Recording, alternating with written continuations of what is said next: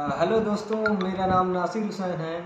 इससे पहले भी मैंने कई वीडियो मैंने अपलोड किया है। आज मैं आपको बताने वाला हूँ कि फायर मार्शल का इंटरव्यू एक्चुअली कैसे किस टाइप का क्वेश्चन करते हैं जब आप इंटरव्यू के लिए जाते हैं, और उससे रिलेटेड और भी इंफॉर्मेशन आपको बताने वाला हूँ। अभी मैं भी फायर मार्शल की पोस्ट भी जब मैं आया था, अभी मैं वर्क कर रहा हूँ कृष्ण बे परेल मुंबई में। LNT की ये एक बिल्डिंग है, 6 टावर है इसमें। और कैसे क्वेश्चन पूछते हैं, जब मैं इधर आया था तो क्या रोल रिस्पॉन्सिबिलिटी है फायर मार्शल की। तो सबसे पहले इंटर जब मैं किया था तो बोला मे आई मीन सर, तो बोले यस मीन। उसके बाद मैंने जाते ही मैंने रिज्यूम दिया। सर बोले कि प्लीज़ गिव मी रिज्यूम। तो मैंने रिज्यूम दिया। रिज्यूम देने के बाद फर्स्ट क्वेश्चन उनका ये था कि व्हाट इज़ फायर। तो मैंने उनको बताया था, सिंपल में बताया था कि fire is a chemical reaction between heat fuel and oxygen to produce smoke flame and light.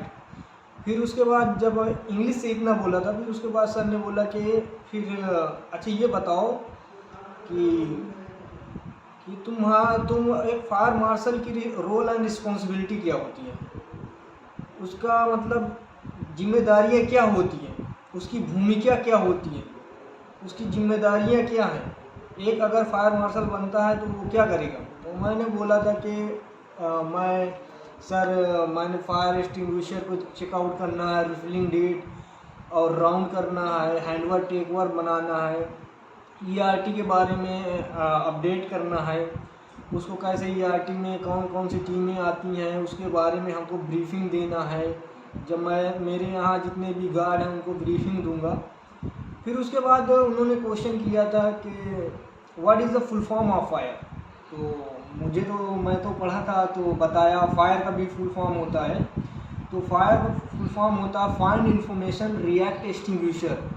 तो सर ने बोला वेरी गुड। तो बोले कि अच्छा ये बताओ कि अभी तुम मान लो कि एक रूम है, एक क्वेश्चन दिया था सर ने दिया। तो बोले कि एक रूम है, रूम के अंदर LPG गैस है, वो लीकेज हो गया, आपका रिएक्शन क्या रहेगा। तो ऐसे क्वेश्चन जब आते हैं तो माइंड हम लोगों को क्या रहता है, तो सोचने में प्रॉब्लम होती है, नहीं सोच पाते कि क्या आंसर देना है। फिर भी मैं बोला कि सर जितना मुझे उतनी टाइम मैं भी थोड़ा वो था कि ऐसा कैसा क्वेश्चन पूछ लिए सर।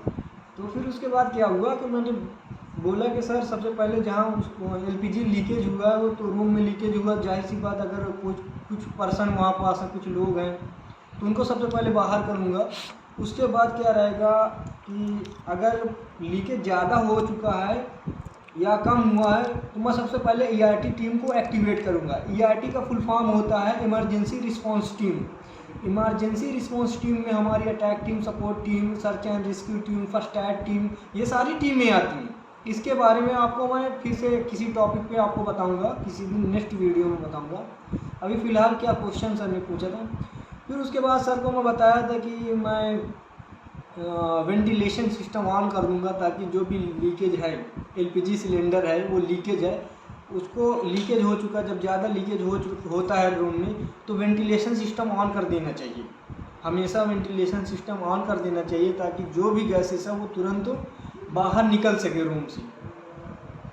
कि ऐसा ना हो कि कोई भी पर्सन अगर इंटर करे तो LPG गैस से हमारे जो लंग्स है ये सब चीज़ को हम जब रिस्पिरेट अपना जो एयर लेते हैं तो इससे प्रॉब्लम क्रिएट होती है। उसके बाद क्या है, कोई भी पर्सन अगर आया तो हजार्ड, बहुत बड़ा हजार्ड है अगर लीकेज है।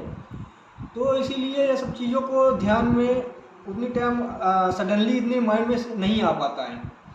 तो फिर उसके बाद एक क्वेश्चन और किए थे कि सर बोले कि ये बताओ कि एक फायर मार्शल है, वो अब उसको कैसे एक प्लेस पे है, उसको कैसे मतलब इंफॉर्मेशन मिलेगा कौन से डिटेक्टर एक्टिवेटेड हुआ है, कौन से डिटेक्टर एक्टिवेटेड नहीं हुआ है, कहाँ फायर लगी है, कहाँ फायर नहीं लगी है। विदाउट गार्ड ऐसे पूछे थे, बिना गार्ड के इन्फॉर्मेशन दिए, बिना ERT के गार्ड, ERT टीम होती है उसके बिना आपको पता हुए कैसे पता चलेगा।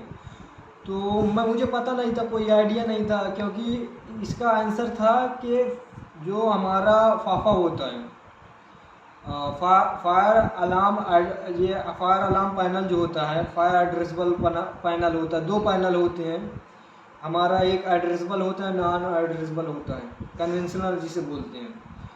तो ये हमारे फायर को जो डिटेक्ट करते हैं, ये हमारा पैनल रहता है, लूप वाइज रहता है। तो मुझे आइडिया नहीं था, बोला सॉरी सर। फिर उसके बाद बोले कि पुशअप कर लेते हो। एक फायर मार्शल को हमेशा उसकी स्ट्रेंथ, उसकी मतलब क्या है कि उसका बॉडी, उसका फिटनेस सब लेवल अच्छा होना चाहिए।